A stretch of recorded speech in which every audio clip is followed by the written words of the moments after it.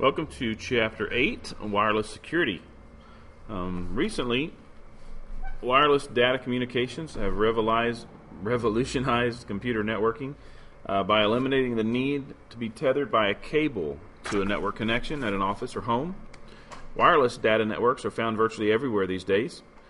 Yet because of the nature of wireless transmissions and the vulnerabilities of early wireless networking standards, wireless networks have traditionally been targets for attackers.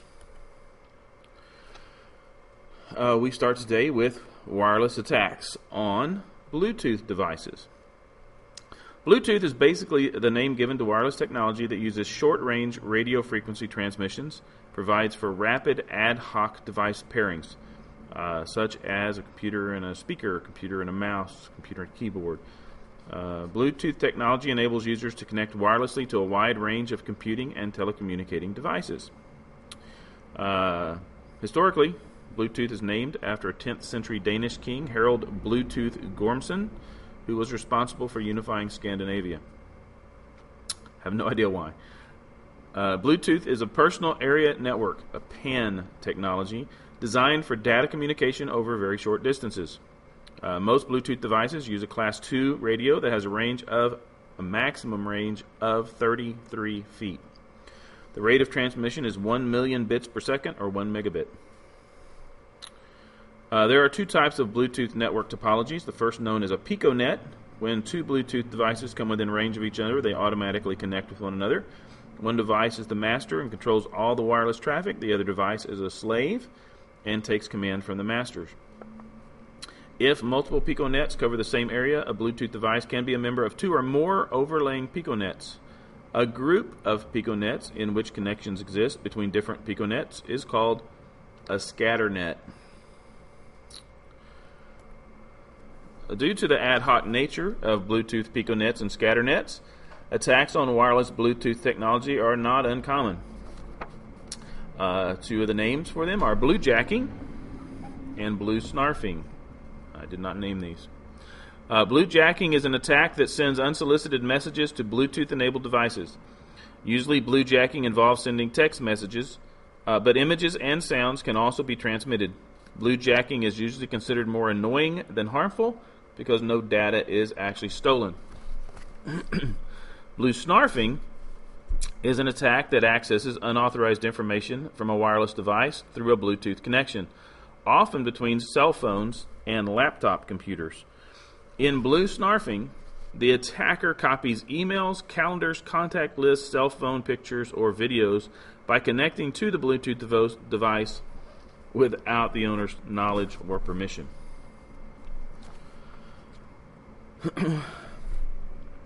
Now let's talk about wireless LAN attacks. There are different types of hardware used on wireless LANs. A wireless client network interface card adapter performs the same function as a wired adapter with one major exception: there is no external cable. An access point consists of three major parts: an antenna and a radio transmitter receiver to send and receive wireless signals, special bridging software to interface a wireless device to other devices, and a wired network interface that allows it to connect by cable to a standard wired network. Standard access points are known as autonomous access points. These devices are considered autonomous or independent because they are separate from other network devices. Residential wide area network devices, gateways. Let's read that another way. Residential modems that are gateways to a wide area network are the entry point from the internet into the home. However, most vendors instead choose to label their products as broadband routers or simply wireless routers.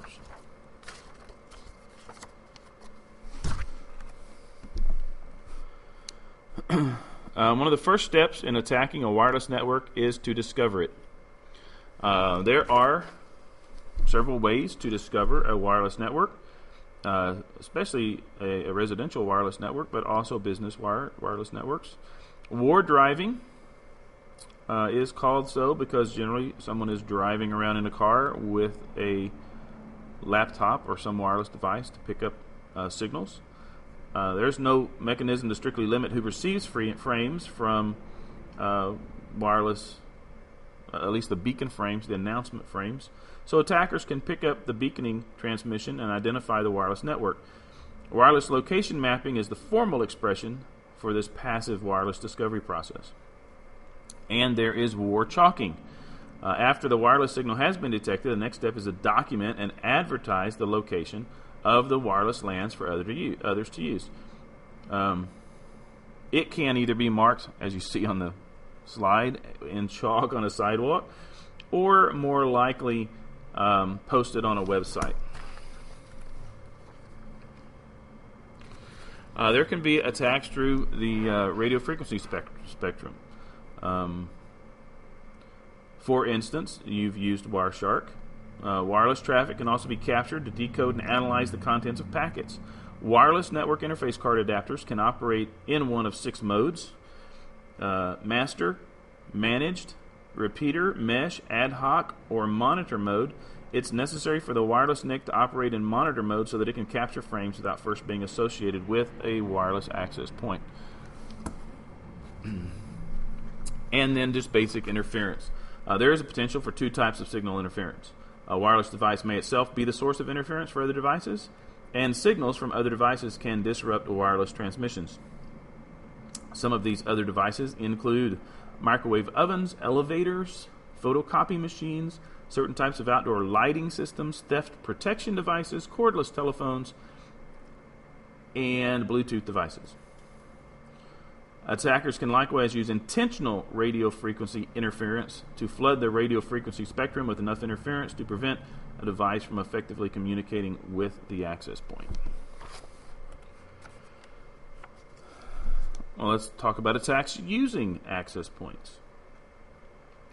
A rogue access point is an unauthorized access point that allows an attacker to bypass many of the network security configurations and opens the network and its users to attacks.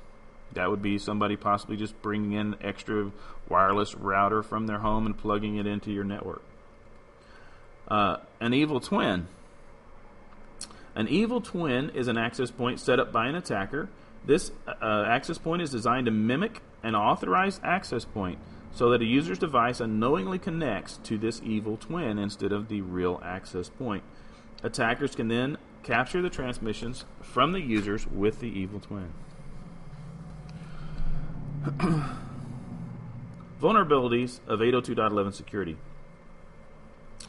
Virtually all wireless access point vendors choose to use media access control address filtering as a method for controlling access based on a device's MAC address. Filtering by MAC address has several vulnerabilities. First, MAC addresses are initially exchanged between wireless devices and the AP in an unencrypted format. An attacker using a protocol analyzer can easily see a MAC address of an approved device and then substitute it for his own. This is called spoofing a MAC address. Another weakness of MAC address filtering is that managing a large number of MAC addresses can pose significant challenges because it has to be done manually. SSID broadcast.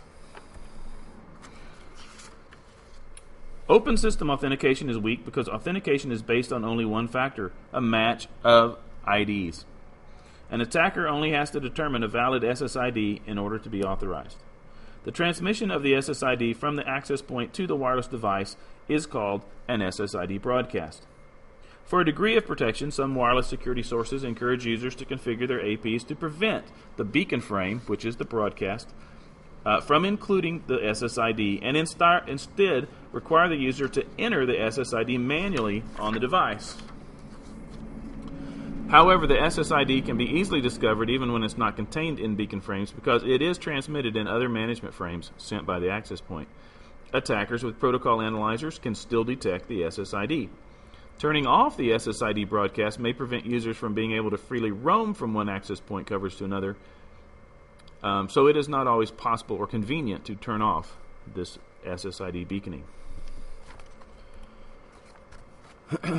Another weakness of wireless networking is wired equivalent privacy, or WEP. This was an 802.11 security protocol designed to ensure that only authorized parties could view transmitted wireless information. However, WEP has several security vulnerabilities. First, to encrypt packets, WEP can only use a 64-bit or 128-bit number. Even if a longer 128-bit number is used, the length of initialization vector still remains 24 bits. The relatively short length of this limits its strength, because shorter keys are much easier to break than longer keys. Secondly, WEP implementation violates the cardinal rule of cryptography.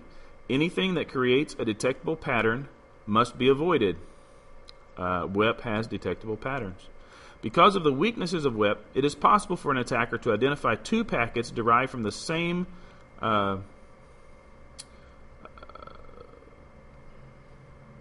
24-bit initialization vector. With that information, the attacker can begin what is called a key stream attack.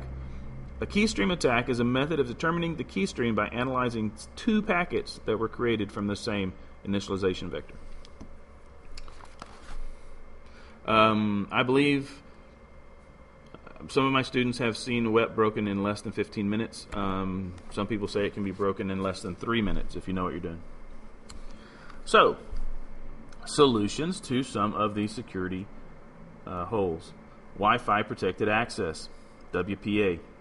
The whole design goal of WPA was to protect both present and future wireless devices. It uses TKIP, or Temporal Key Integrity Protocol. TKIP has several advantages over WEP. First, it uses a longer 128-bit key instead of a 24-bit. Also, TKIP keys are known as per-packet keys, which means that TKIP dynamically generates a new key for every packet. You can't simply capture a couple of packets and figure it out.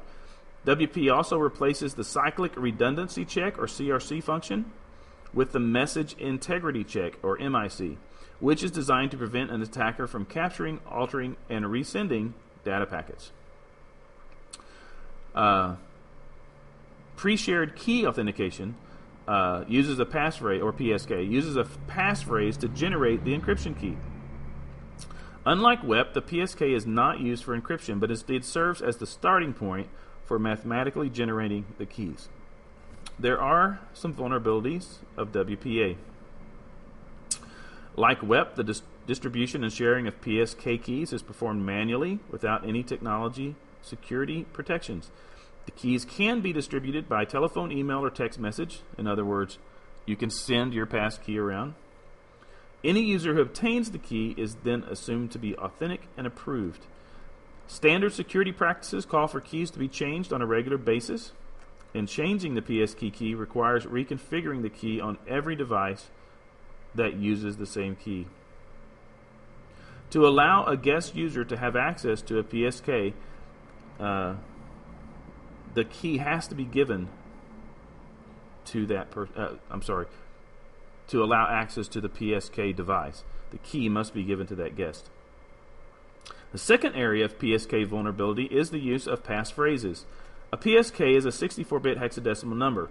The most common way this number is generated is by entering a passphrase, consisting of letters, digits, punctuation, and so on. That is between 8 and 63 characters in length. If a user-created passphrase of fewer than 20 characters that is a dictionary word, then a match may be found and the passphrase may be broken by a dictionary attack. Therefore, WPA2 was the second generation of WPA security to try and address some of these weaknesses. Instead of TKIP, it uses AES encryption. Specifically, AES-CCMP is the encryption standard protocol for WPA2.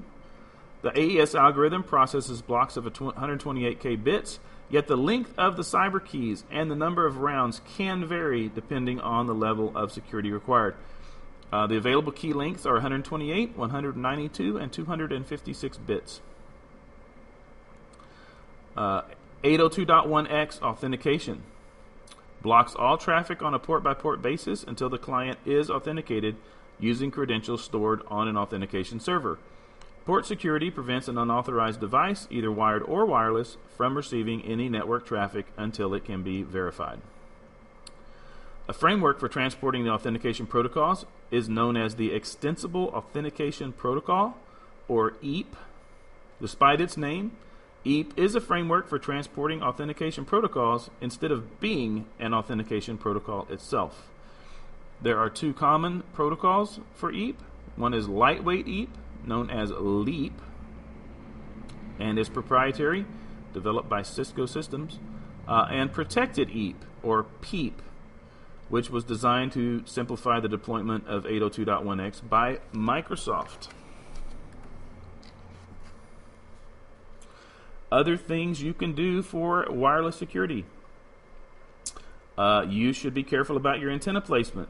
Access points should be located near the middle of the coverage area to limit spillover. In other words, don't put it by a giant plate glass window next to your parking lot, or you're going to have people in your parking lot connecting to your wireless. And power level controls. Some access points actually have the ability to adjust the power level on the transmission, so you can make it stronger in areas where you need to push it further and weaker in areas where you do not. Not all of them do, however. There are also some rogue access discovery tools. So if you've got a rogue access point, there are several methods that can be used to detect them. As personnel walk through the building or area, the protocol analyzer can capture wireless traffic, which is then compared with a list of known approved devices. Most organizations elect to use a more reliable approach of continuously monitoring the RF airspace. Monitoring the radio frequency requires a special sensor called a wireless probe, which is a device that can monitor the airways for traffic. There are 4 types of wireless probes. There's a wireless device probe. A standard wireless device, such as a laptop, can be configured to act as a wireless probe. Also, a desktop probe.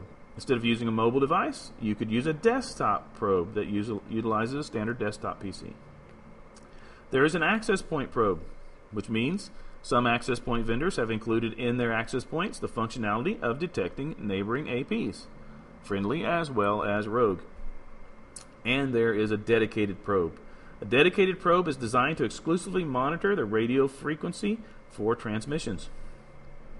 Once a suspicious wireless signal is detected by a wireless probe, the information will be sent to a centralized database where management system software compares it to a list of approved access points. And you can use virtual LANs to separate out wireless traffic. Just as with wired networks, wireless virtual LANs can also be used to segment traffic, often for security purposes. In one configuration, separating packets in this wireless VLAN is done by the switch, but a more flexible approach would be to have the access point responsible for separating the packets. And as always, remember to keep calm and document everything.